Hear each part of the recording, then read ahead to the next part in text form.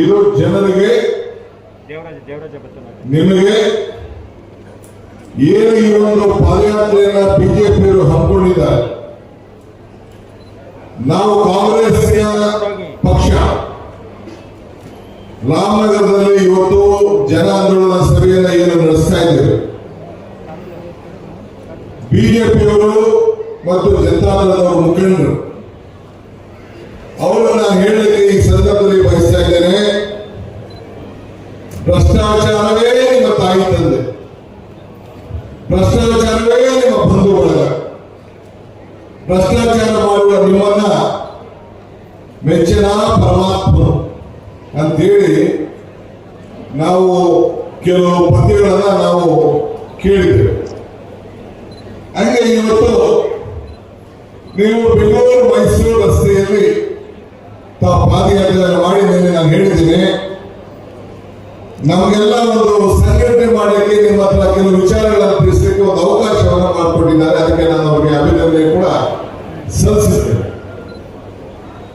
ಇವತ್ತು ಅನೇಕ ವಿಚಾರಗಳನ್ನ ನಮ್ಮ ಎಂ.ಬಿ. ಪಾಟೀಲ್ ಅವರು, ನಮ್ಮ ರಾಮಲಿಂಗಾರೆಡ್ಡಿಯವರು, ಕೆ.ಎಚ್. ಮುನಿಯಪ್ಪನವರು, ಜಮೀರ್ ಅವರು ಬಹಳ ವಿಚಾರಗಳನ್ನ, ಪ್ರಶ್ನೆಗಳನ್ನ, ಸವಾಲುಗಳನ್ನ ಕೂಡ ಹಾಕಿದ್ರು.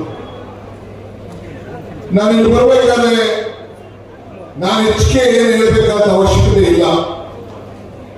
ನನಗೆ ಕುಮಾರಸ್ವಾಮಿ ಅವರಿಗೆ ಒಂದು ಕೆಲವು ಪ್ರಶ್ನೆಗಳನ್ನು ಹಾಕ್ತೇನೆ, ನಾನೇ ಬೇಕು ಅಂತ ಹಾಕ್ತೇನೆ.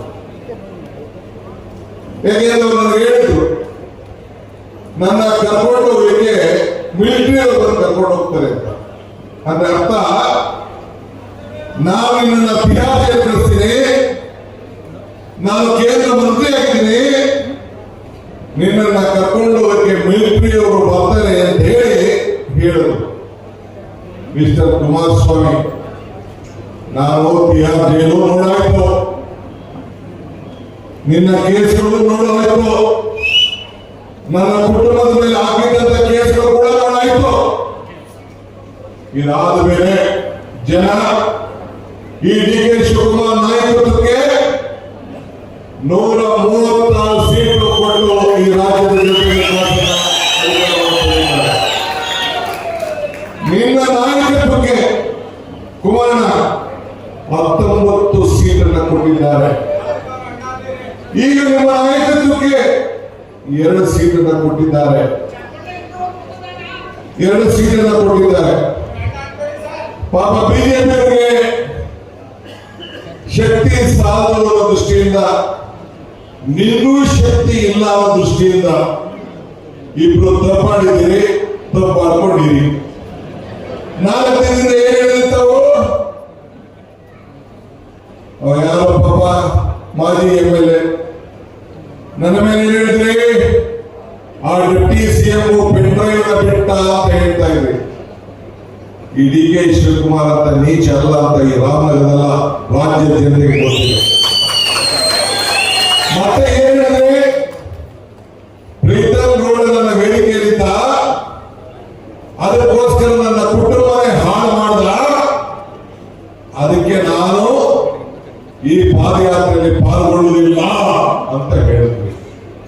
ನಿಮ್ಮ ಮಗ ಮತ್ತು ನಮ್ಮ ಜಿ.ಡಿ. ದೇವೇಗೌಡರು ಅವರು ಕೂಡ ಇದೇ ವಿಚಾರವನ್ನು ಹೇಳಿದ್ರು.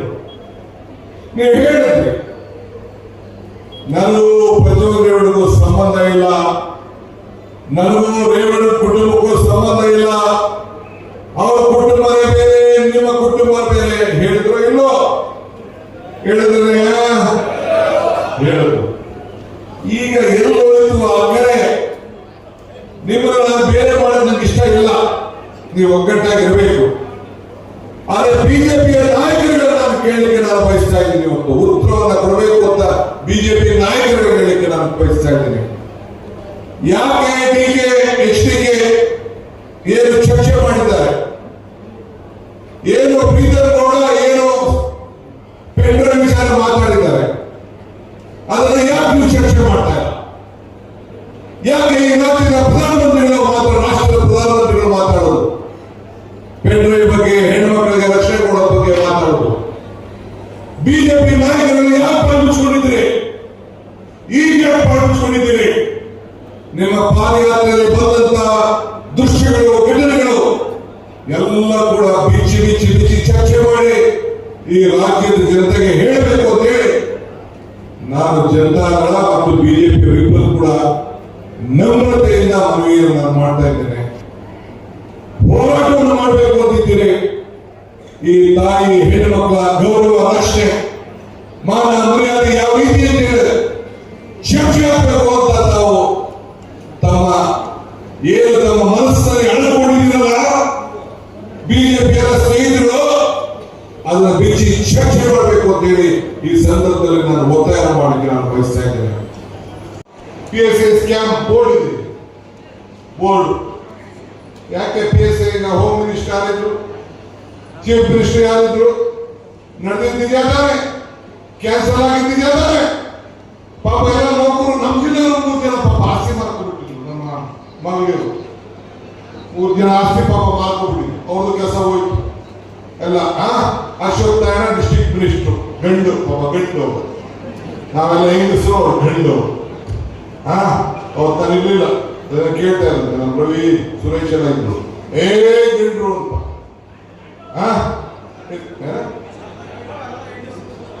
ಯಾವ ಗಂಡಸಿದ್ರು ಬಂದ್ರು ಅಂತ.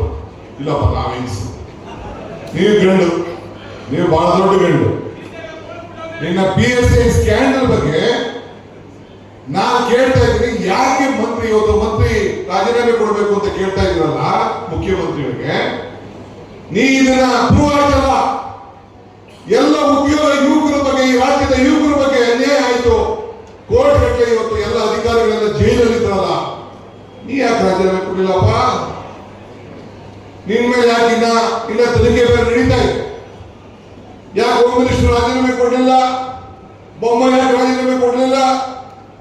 ಏನು ಮುಖ್ಯಮಂತ್ರಿಗಳು ಯಡಿಯೂರಪ್ಪನವರು ಎಷ್ಟು 27-28 ಜನ ಬರ್ತಾರೆ, ದಿನಕ್ಕೆ 3 ಕೊಡ್ತಾ ಇರೋದು. ನಾವು ಜಾಸ್ತಿ ಕೊಡ್ತೇವೆ, ಪ್ರಶ್ನೆ ಜಾಸ್ತಿ ಆಗುತ್ತದೆ ಊಟ.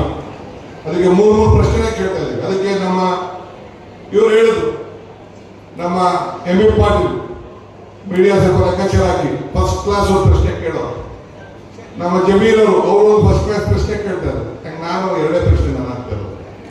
ನಾನು ಯಾಕೆ ಈ ಮಾತು ಹೇಳ್ತಾ ಇದ್ದೀನಿ ಅಂದ್ರೆ, ಎಲ್ಲರಿಗೂ ನಾನು ನವೆಂಬರ್ ಡಿಸೆಂಬರ್ಗೆ ಏನ್ ಸರ್ಕಾರ ಪಟ್ಟಿ ಮಾಡಿಸ್ಬಿಡ್ತೀನಿ, ನಾವೇ ಬಂದು ಕೂತ್ಕೊಬಿಡ್ತೀನಿ. ಏನಿದು ನಮ್ಮೂರಲ್ಲಿ ಮಾಡ್ತಾರೆ ಮಡಕೆ, ಮಡಕೆನ ಈ ಸರ್ಕಾರ ಬಿದ್ದ ತಕ್ಷಣ ಹೊಡೆದೋಗ್ಬಿಡಕ್ಕೆ ಒಬ್ಬ MLA ನಿಮ್ಗೆ ನಲ್ಲಾಡ್ಸಕ್ ಆಗಲ್ಲ. ಸಿದ್ದರಾಮಯ್ಯ ನೇತೃತ್ವದ ಸರ್ಕಾರ, ಈ DK ಶಿವಕುಮಾರ್ ಮುಖಂಡತ್ವದ ಪಕ್ಷದಲ್ಲಿರುವಂತ ಸರ್ಕಾರ ಏನು ಮಾಡ್ಲಿಕ್ಕೆ ನಿಮ್ಗೆ ಸಾಧ್ಯ ಇಲ್ಲ. ನಿಮ್ಮ ಭ್ರಮೆ, ನಿಮ್ಮ ತಿರುಗನ ಕನಸಿದು ಅನ್ನೋ ಮಾತನ್ನ ಈ ಸಂದರ್ಭದಲ್ಲಿ ನಾನು ಬಯಸ್ತಾ ಇದ್ದೇನೆ. ಕಾಂಗ್ರೆಸ್ ಪಕ್ಷ ಒಂದು ದೊಡ್ಡ ಇತಿಹಾಸ ಇದೆ. ಇವತ್ತು ಕಾಂಗ್ರೆಸ್ ಚರಿತ್ರೆ, ನಾನೇನು ಈ ವಿಚಾರವನ್ನು ನಾನು ಮಾತಾಡ್ತಾ ಇದ್ದೀನಿ, ನೀವು ನನಗೆ ಉತ್ತರ ಕೊಡೋದು ಬೇಡ. ನಿಮ್ಮ ಬಸವರಾಜ್ ಬಸವನಗೌಡ ಎತ್ತಾಳ್ ಅಂತ ನಮ್ಮ MB ಪಾಟೀಲ್ ಜಿಲ್ಲೆಯವರು ಮಾಜಿ ಮಂತ್ರಿ, ಅವ್ರ ಪ್ರಶ್ನೆ ಕೇಳೋದಲ್ಲ. ಒಬ್ಬ ಮಂತ್ರಿ ಮುಖ್ಯಮಂತ್ರಿ ಮಾಡ್ಬೇಕಾದ್ರೆ ಇಷ್ಟು ಕೋಟಿ, ಕೋವಿಡ್ ಅಲ್ಲಿ 1,000 ಕೋಟಿ ಹೊಡೆದಿದ್ದಾರೆ ಅಂತ ಹೇಳಿದ್ರಲ್ಲ, ಅವ್ರಿಗೆ ಯಾಕೆ ಉತ್ತರ ಕೊಡ್ತಾರೆ ನೀವು? ನೀವು ಪಾದಯಾತ್ರೆ ಮಾಡ್ಬೇಕಾದ್ರೆ ಫಸ್ಟ್ ನಿಮ್ಮ ಪಾರ್ಟಿಯವರು ಕೇಳಿದಂತ ಪ್ರಶ್ನೆಗಳಿಗೆ ನೀವು ಉತ್ತರ ಕೊಡಬೇಕು. ಮಂತ್ರಿಗಳಿಗೆ ಎಷ್ಟು ಅದು ಲಂಚ ಕೊಡಬೇಕಾಗಿತ್ತು ಅಂತ ಏನು ಹೇಳಿದಲ್ಲ, ನಾನಲ್ಲ ಹೇಳಿದ್ದು, ಇರೋರು ಯಾರು ಹೇಳಿದ್ದಲ್ಲ. ನೀವು ಇದಕ್ಕೆ ಉತ್ತರವನ್ನು ಕೊಡಬೇಕು. ಮಾರಿಷಸ್ ನಲ್ಲಿ 10,000 ಕೋಟಿ ಅಂತ ಹೇಳಿದ್ರು. ಅದೇನೋ ಅಕೌಂಟ್ ಬೇರೆ ಉಂಟು, ಆರ್ಟಿಫಿಷಿಯಲ್, ಅದನ್ನ ನಾವು ಮಾತಾಡ್ತೀವಿ.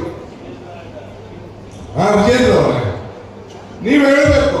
ಪಾಪ ನಿಮ್ಮ ಅಧಿಕಾರಿಗಳು, ಮೇಲಧಿಕಾರಿಗಳೆಲ್ಲ ಬಂದು ರೈಡ್ ಮಾಡಿ ಎಲ್ಲ ಉಮೇಶ್ ಅನ್ನೋರ ಮನೆಗೆ ಹೋಗಿ ಎಲ್ಲ ದಾಖಲೆಗಳೆಲ್ಲ ಎತ್ಕೊಂಡು ಹೋಗಿ ಎಲ್ಲ ಮಾಡಿದ್ರಲ್ಲ, ಏನಾಯ್ತು, ಯಾಕಾಯ್ತು, ಇದನ್ನ ತಾಬಿಡ್ಬೇಕು.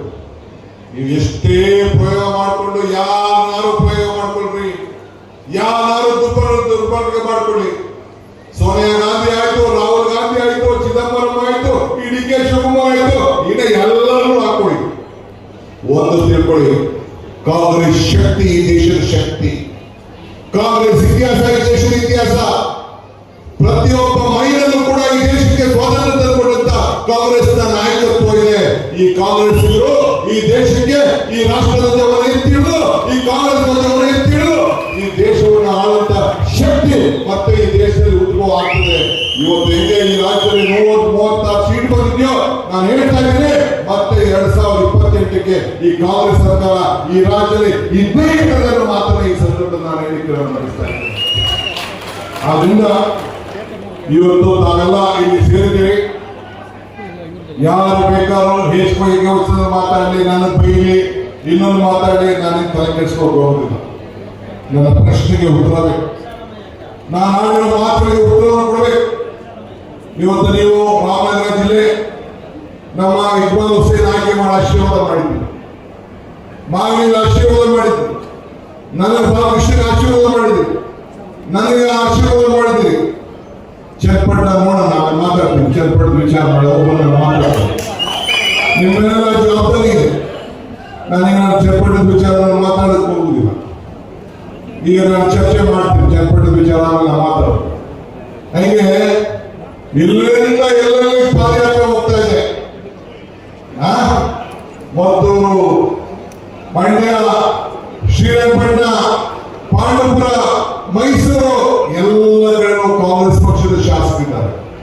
ಪಾಪ ನಿನ್ನೆ ಬರೀ ಬಿಜೆಪಿ ಬಾವುಟ, ನಾನು ಪರಮೇಶ್ವರ್ ಎದ್ದ ತಕ್ಷಣ ರಾಷ್ಟ್ರೀಯ ಜನತಾದಳ ಬಾವುಟನ್ನು ಬಂದಿದೆ.